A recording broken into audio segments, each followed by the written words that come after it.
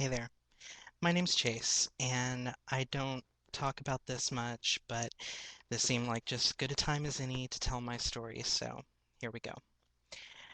I grew up in a small town in Texas in a fairly sheltered family. I was either too naive or too protected to know what gay meant. I was a loner, I didn't like sports, and I had a slightly high voice. Um, in other words, I was easy pickings. Um, If you've ever heard that Ben Gay joke, for muscle aches, use Ben Gay. For back aches, use Ben Gay.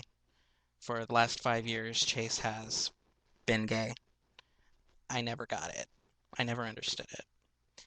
Then eventually I did get it, and they were right. I was gay. And I tried being as open and as honest about it as possible. And all it did was lead me to more harassment and more ridicule. Football players would rub themselves up against me while in the lunch line, um, or during practices, they'd raise up their shirts and rub their nipples. And some guys would yell out stuff like, "Hey, Chase, you want to have sex with me?" in front of everyone. It got depressing really quick, and it got overwhelming even quicker. I started to remove myself from anything social going on at school. I stopped showing up to gym class and started hanging out in some of the teachers' classrooms instead. I took it as some sort of refuge. It was a place that I could go to be around mature people and have mature conversations. This was right after Columbine happened, and we got near the 1 year anniversary to it. And some of the teachers who knew about my problems with the other kids and knew that I was really detached from everyone else, they started to get scared. And it all culminated into this meeting that I was called into one day at the superintendent's office. And I had a 2 hour long meeting with the superintendent and the principal and the high school counselor. I had to sit there and defend myself like I was on trial for something. I had to tell them why I thought I was being bullied. I had to explain to them what these kids would say, what these kids would do, and why. And you know what they did at the end? They blamed me. They said it was my feminine tendencies that was causing me to be targeted like this. They pulled out the boys will be boys defense. They blamed my not hanging around the other boys. And the worst thing was the superintendent asked me if I loved myself. I said yes, and she looked me straight in the eyes and she said, "I don't think that's true." And to this day, I can remember the look on her face when she said that to me. She just seemed so pleased with herself, and something snapped, and I lost my will at that point. I was in full-fledged depression mode. I didn't want to go to school. I didn't want to be around these people. I thought, if I don't even have the support of the adults who were supposedly there to be advocates for all kids and be champions of equality and harmony, etc., then what point is there being at school? What is the point of even being?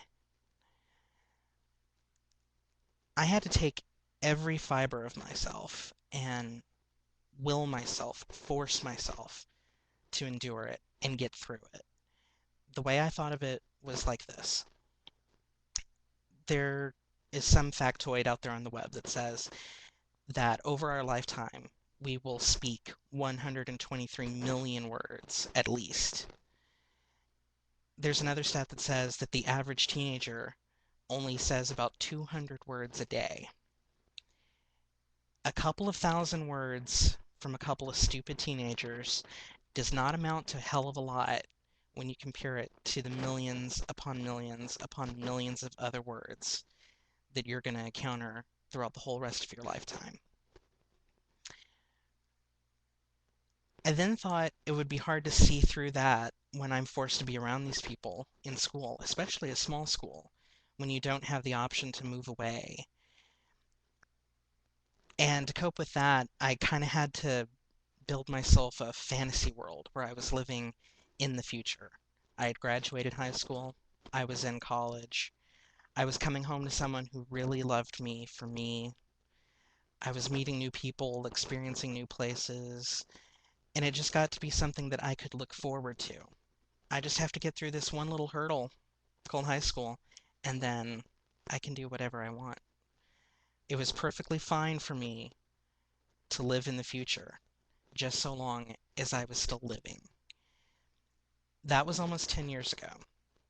And all those people, all those nasty words, all those reprehensible actions, they're just memories. And even then, I don't give them much thought. I'm in college right now. I'm getting a degree so I can live the life that I want to be accustomed to. And to top everything off, I'm very happy to say that I have an absolutely wonderful boyfriend who does indeed love for me and care for me. It took a lot of time, and it took a lot of patience, and it took a lot of strength. But I have him. I have what I want, and I'm so thankful that I'm still living. Growing up is rough.